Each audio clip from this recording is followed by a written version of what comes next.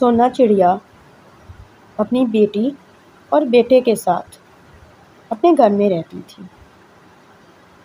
اس کا شوہر چینو چڑا روزی کما کر لاتا اور اپنے گھر والوں کے لیے 2 وقت کی روٹی بڑے آرام سے پوری کر لیتا۔ وہ سب خوشی خوشی اپنی زندگی گزار رہے تھے، لیکن اب چینو چڑے کی طبیعت تھوڑی خراب رہنے لگی تھی۔ وہ ہر وقت تھکا تھکا رہتا۔ ایک دن سونا چڑیا نے چینو چڑے سے کہا، چینو جی چلیں، میں آپ کو ڈاکٹر کو چیک کروا لاتی ہوں۔ آپ کی طبیعت اب کافی خراب رہنے لگی ہے، مجھے آپ کی بہت فکر ہوتی ہے۔ چلیں ہم چلتے ہیں اور ڈاکٹر کو چیک کروا کے آتے ہیں۔ نہیں نہیں سونا، میں ٹھیک ہوں، تم میری فکر نہ کرو، مجھے کام پہ جانے کے لیے دیر ہو رہی ہے۔ تم بچوں کا خیال رکھنا، میں آ جاؤں گا۔ سونا نے بہت زیادہ اصرار کیا اور آخرکار چینو چڑے کو ڈاکٹر کے پاس لے کر گئی۔ اس نے چڑیا ڈاکٹر کو چیک کروایا۔ چڑیا ڈاکٹر نے چینو چڑے کا معائنہ کیا اور سونا چڑیا کو بتایا، سونا، چینو کے پاس اب زیادہ وقت نہیں ہے، اسے بہت ہی بری بیماری ہو گئی ہے۔ یہ اب کچھ ہی دنوں کا مہمان ہے، اسے گھر میں آرام کرنا چاہیے۔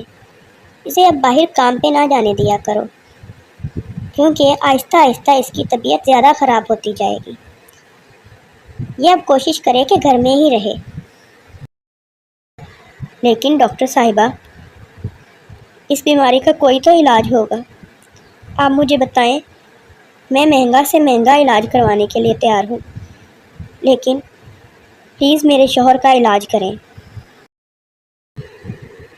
نہیں سونا، اس کا کوئی علاج نہیں ہے، اگر ہوتا تو میں تمہیں پہلے ہی بتا دیتی۔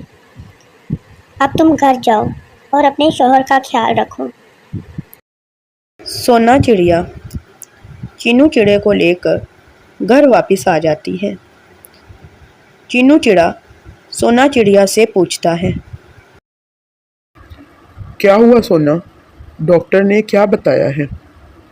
کیا ہوا ہے مجھے اتنے زیادہ چکر کیوں آتے ہیں اور اتنی زیادہ کمزوری کیوں رہنے لگی ہے؟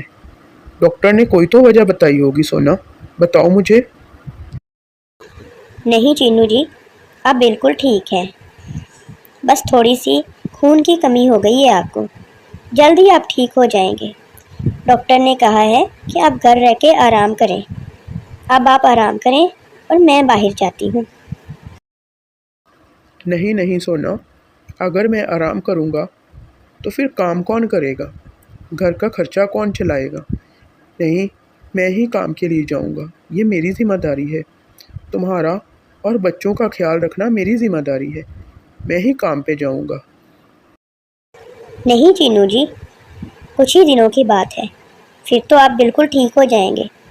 ابھی آپ مجھے جانے دیں کام پہ، جب آپ ٹھیک ہو جائیں تو پھر ساری زندگی آپ نے ہی کام کرنا ہے، میں آرام کروں گی اور آپ ساری زندگی کام کرنا۔ سونا چڑیا چینو چڑے کو منا کر وہاں سے چلی جاتی ہے۔ وہ محنت مزدوری کرتی اور ایک وقت کی روٹی تو لے ہی آتی۔ اسی طریقے سے ان کا گزر بسر ہو رہا تھا۔ چینو چڑا دن بدن کمزور ہوتا جا رہا تھا اور ایک دن وہ بیچارہ مر گیا۔ سونا چڑیا اور اس کے بچے چینو چڑے کے پاس بیٹھے رو رہے تھے اور اس غم سے باہر نہیں آ پا رہے تھے۔ اسی طریقے سے کچھ دن گزر گئے۔ سونا چڑیا نے بستر پکڑ لیا تھا۔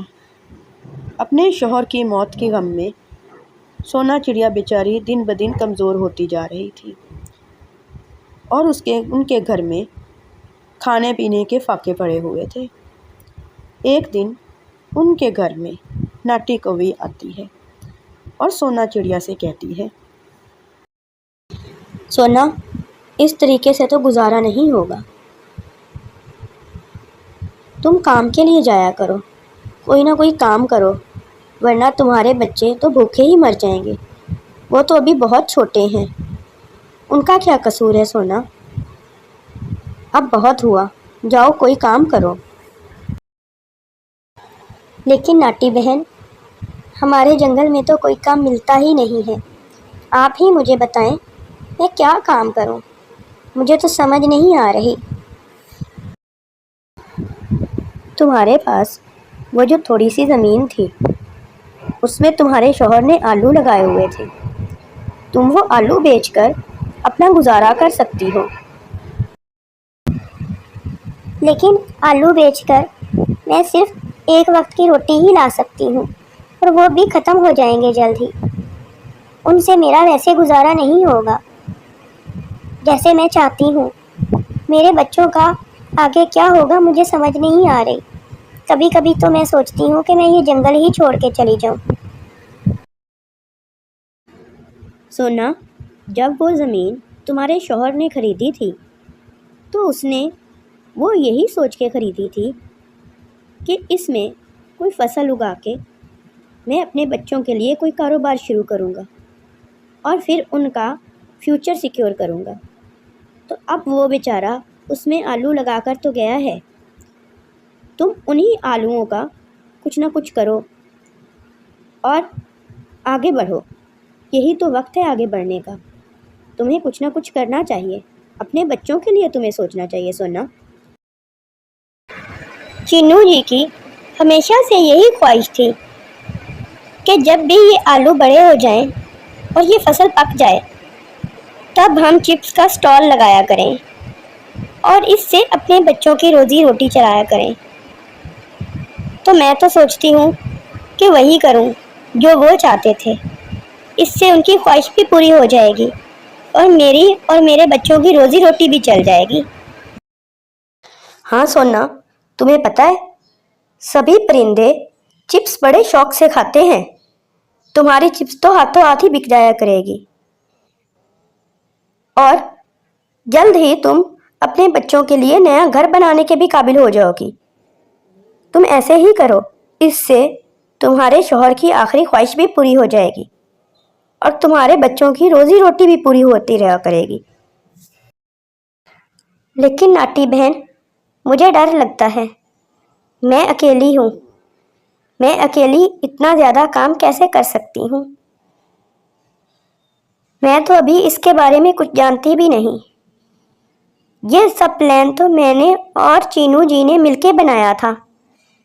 اب مجھے سمجھ نہیں آ رہی کہ میں اکیلی یہ سب کچھ کیسے کروں گی۔